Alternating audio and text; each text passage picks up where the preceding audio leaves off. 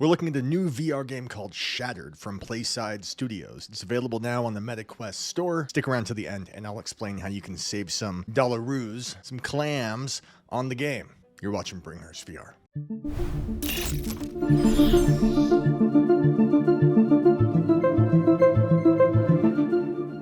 All right, so this game, it's mixed reality. And in the past, I've been harsh on mixed reality, and I'm starting to think it's because I had not tried the right game. It's quite a polite thing to say up front, and the game's deserving of it. Without giving anything away, I'll say that you are the character Jessica. You wake up in a cell where a guard you don't know rudely slams the door on you, and you have no recollection of how you got there. Why is it so hard to remember how I got here?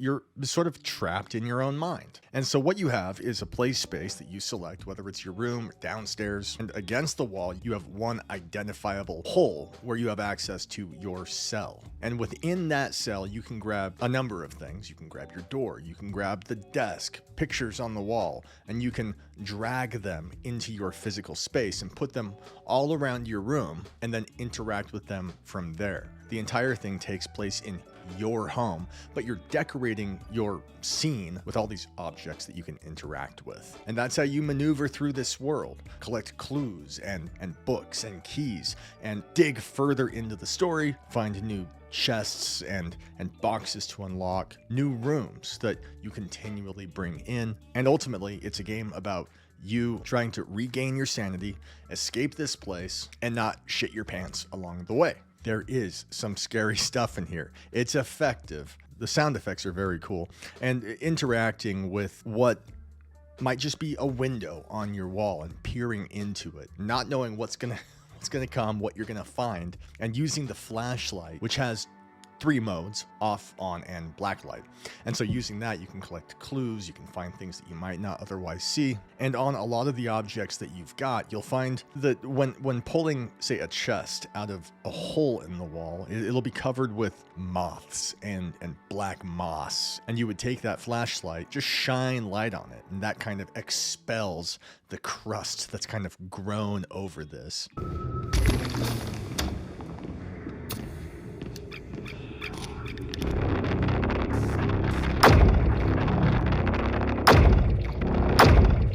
Strange. And every time it happens, the sound effect sets the tone. Something scary might not happen right away, but it sets the tone for, it reminds me that I'm in a game that wants to scare the hell out of me.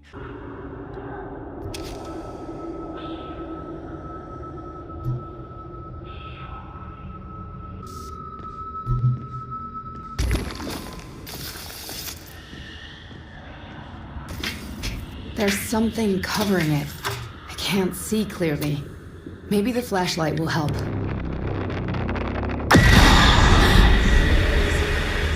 the hell was that? And thank you to Black Market Honey for a couple times coming at me and telling me I need to try this game. So thank you. It's a very cool game. I haven't finished it yet, but I'm going to keep hacking away at it. Where am I?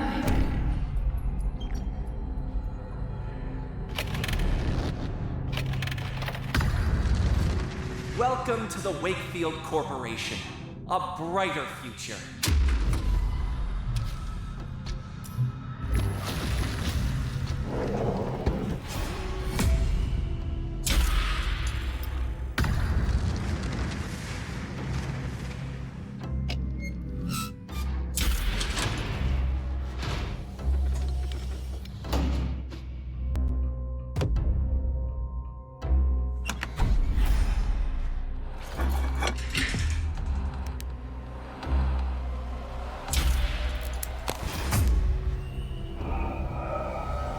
Please remain calm.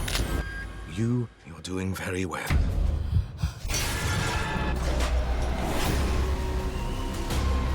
You've been playing with my mind this whole time. Is this even real? Is any of this real? Sir, please.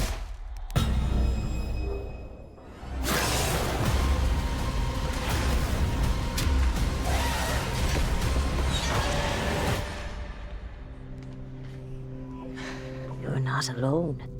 She's here too now. I do have to comment on just two things, though. You thought this wasn't going to get negative. Try me. I can find something wrong with any game. But in truth, I only have one issue with this game that is a result of the game itself. It's something they baked into it that I think they could update if they happen to watch this. Several times when you're first getting started in the game, it happened to me, it happened to my wife. When you pick something up, or when you're attempting to grab something off the wall to drag it into your play space, a black box will come up, and it's not something that's pinned over here. It's positioned right here, right in front of your face, and if you turn your head, it follows you. And it's saying to rotate this object, for instance. Take the joystick and pull left. Well, great, I want to do that, but oh crap, I hit the wrong button, and now that object is no longer anchored to my hand, so I need to grab it again to try to perform this function that the black box wants me to do. But that box stays there, and it's covering completely. You can't see anything. If you lift your head, it follows you. And so you want to grab the object again to perform that maneuver, just to make it go away, just to do the thing the game wants you to do. And that won't go away until you grab the thing off the wall again and follow its instruction. And so you're blinded. You can't grab it a second time. And it's supremely, wildly, unfathomably annoying. So fix it. And that's it. That's it. My other issue with the game isn't their fault. I'm working on a review for Small Town Wonders, and it's an extension of the review I had of Slot Car VR. I'm sorry to say, it's Meta's AR. None of us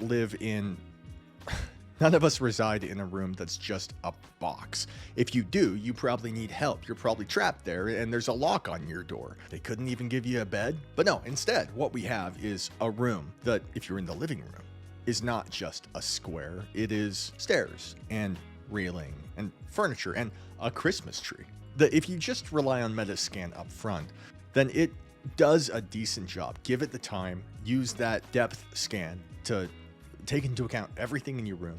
It makes the walls, it boxes out the couch, and overall, it's a good experience. It's cool that it does it on its own, but it is not granular enough to take into account something that is not a cube. It won't let me draw a wall that kind of slants down, basically railing going up the stairs. It can't do that. It's either a wall or nothing, as far as I can tell. But that takes me to a second issue. I'm sorry this is going on, but this second one is just game breaking. And that's that when you create a play space, not just a scan for your guardian, but you map out your room, this is a couch, this is a bed. At the end of that, you get to name it. This is the living room. But I can't always play downstairs in the living room. In fact, oftentimes I'm upstairs here, which is cluttered and it's a mess. And despite the fact that they let you name these scans, living room, master bedroom, I can't play downstairs in the living room and then come upstairs and gain access to the bedroom scan. Instead, I get up here and my living room scan,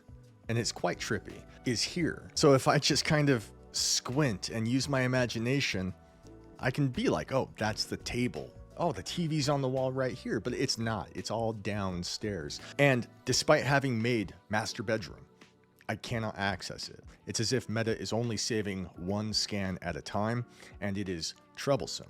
And so I say that to say that if you plan on moving around in this game and playing over the course of several days in different rooms, the first time I moved, I lost all my save data. It made me start over from scratch when I created a new play space. But it is frustrating that Meta is not giving us multiple scans at a time. And so I'm curious if you guys have had that issue.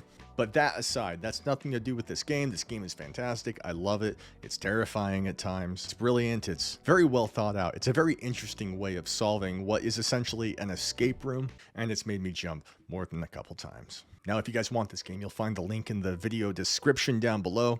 Until the end of this month, December 31st, you can get 20% off by using my link. And if you're from the future and you just found this channel, rest assured, beyond that date, you can still get 10% off. Additionally, I'm going to keep saying it, It's going to keep happening until the end of this month, December 31st. If you guys are in the market for a MetaQuest headset, whether it's a 3 or 3S, using a link down below will get you $60 Quest cash, which is some free games. Either way, you'd be supporting my channel. If you're from the future and you're just finding this, then you will get $30 Quest cash using that. Take heed, do what you will with that. Thank you for being here. And previously, I had a Patreon account. I bailed on it because I was coming up short on things I could do for the community, things I could offer.